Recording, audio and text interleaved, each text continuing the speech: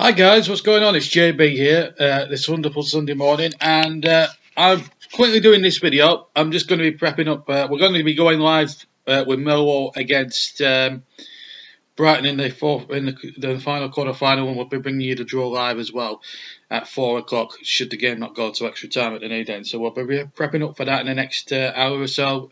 2 o'clock kickoff. Remember, live on the JB Clark YouTube channel. But the thing I want to talk about is something that will not be at the new den today, I'm afraid. A little gadget called VAR. Now, I've been reading and seeing on Facebook so many people making videos and adding to the great VAR debate. Now, the FA, I think I've made a little bit of a shambles here. I think they've got the wrong kind of VAR system in, and I've said this for years. I've said this now for a couple of years. VAR, if you can get the right system in place, VAR can be effective for all football grounds. Now, in this season's FA Cup, VAR is only limited to the 20 Premier League grounds that can use it, which I think is a joke, really. There's some good Championship clubs there. I mean, Swansea were a Premier League club. They were allowed to use VAR last season. Why weren't they not allowed to use it again today? Last night? I do not know. But I'm certain if VAR had been at Swansea last night, I'm certain that Sergio Aguero's goal would not have stood, because he did look a good half a yard to a yard offside. As for the penalty, I'm going to stick by what I said last night. I thought Sterling was pushed. May have gone down a little bit too easily. Maybe VAR could have taken a view of that thing, but I still think that was a penalty, and I think Andre Marina got it right. But what I want to talk about very quickly is, because I've only got about 6 or 7 minutes here to talk, is basically, should VAR be used at all FA Cup games? It doesn't matter. I mean, you look at cricket, right? Even at the small county grounds like Derby or Taunton, or Hove, where Sussex play, or Essex, when their matches are being televised by Sky or whatever, they have a third umpire. They have a big screen, especially for the T20 games. People can look at it. There's a man inside a television truck, a third umpire inside a television truck, or in a room inside the ground, or in the media centre at that particular ground, and he sees replays and gives decisions. Same again applies in rugby league. Rugby league, again, big screens at every televised match, again, is covered by Sky or BBC for the Challenge Cup. There's a man in a commentary box in a part of a gantry that can look at video recordings, video replays 6 or 7 times over, make a decision. People on the big screen watch it, and the decision is made. Now, I believe that should be implemented by the FA. Now, I like the UEFA and FIFA system where there is a television monitor on the touchline where the referee could go over and watch it, but I would prefer the rugby league system where you've got a big screen. Now, every football club in the country now, probably apart from a few of the Leagues 1 and 2 grounds, a few of the grounds in Leagues 1 and 2, more or less have a big screen at their ground. Okay. Now, for any televised match, say if it was an early round of the Cup, with the technology that is on offer now, surely the television companies, BBC or BT, who hold the rights to the Cup, they could put a big screen up at the ground and do it like they do in rugby league. There's no problem with that. You have a man sitting in the commentary box or in the television truck, watch replays, and that's the way VAR should be looking at it, really. That's the way VAR should be utilised, like they do on rugby league, like they do on cricket. We want to see that VAR. I mean, the VAR system can be good, but it has to be utilised properly. And also, I think, all games, there was a guy called Tom, he's a Liverpool fan, he does speak for videos, but he did a quick analysis. I've just been watching his video, and he reckons that the FA should make VAR compulsory from the last 16 onwards, from the 5th round onwards.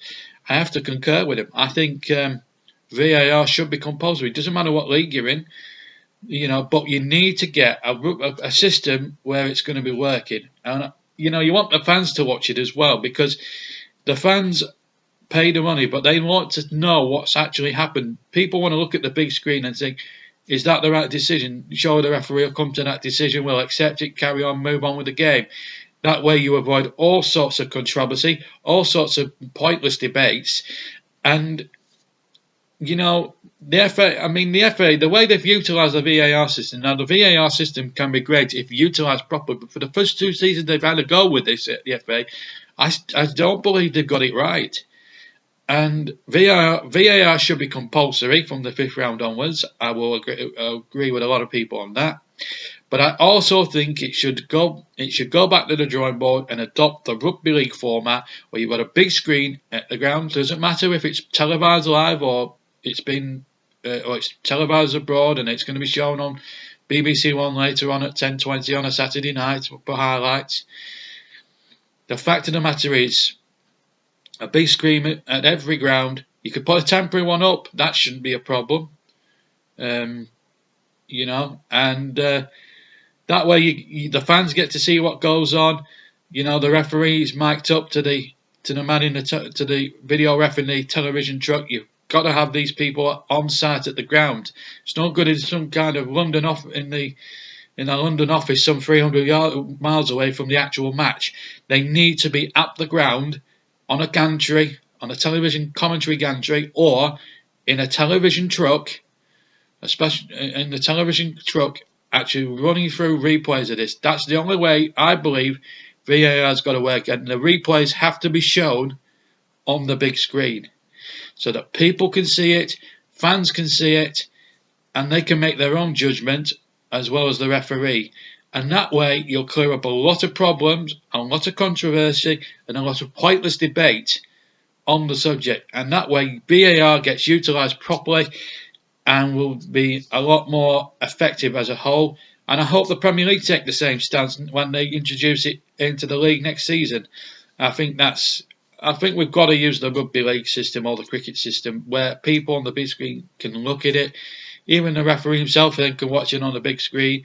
Be talked through it by the video referee, and then that way you get the decisions right. And you know, referees have made the referees in England have made a lot of very, very bad errors. Yesterday, Michael Oliver didn't give a penalty to my club when Charlie Taylor was hacked down quite conclusively by Ndidi, Leicester's defenders Ndidi. I think it was a disgraceful decision. Now, if VAR had been there at the turf yesterday, I'm certain that the penalty would have been given. And I think that's the top and bottom of it now, because we need the technology now. We need a fair game in this country, certainly in the Premier League, where there's millions and millions, hundreds of millions of pounds at stake. We need the technology in ASAP, otherwise the game is just going to go into meltdown and uproar. But as I said, and I'll say it again, the FA or the Premier League need to take a good look, because the current VAR system the FA have in place is just simply not good enough.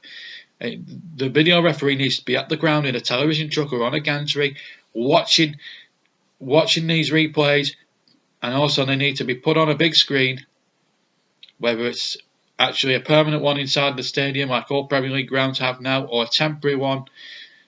You know, fans need to know what's going on, and then that way a lot of problems get sorted out. We don't have the scope for pointless debates about it, and everyone then can get on with their lives and get on with the game.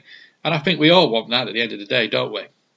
Anyway, let me know what you think of the VAR issue, the great VAR debate, in the comments below, and I will see you in about an hour and a half's time for just over an hour's time for the game between Millwall and Brighton. And if that get tied today can emulate the three that's preceded it, then it could be a cracker down at the Den this afternoon. So join me for that. I'll be commentating.